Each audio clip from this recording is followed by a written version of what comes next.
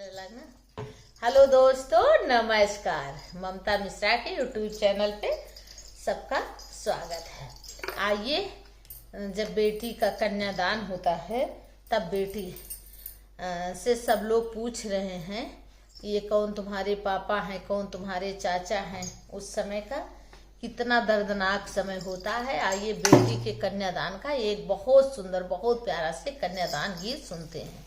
अगर वीडियो अच्छा लगे तो लाइक करना, सब्सक्राइब करना और शेयर जरूर करना। फुल वॉच करके सुनना। आइए सुनते हैं बेटी का नाम। लाली लाली डोलिया पे, लाली लाली डोलिया के लाला का वो हरावा। लाली लाली डोलिया पे लाला का वो हरावा। अरे जेगी भैरवा थे कहाँ रे लाला नामा। अरे दुई चार आवा थे कहाँ रे लाला नामा। अरे लाली लाली डोलिया के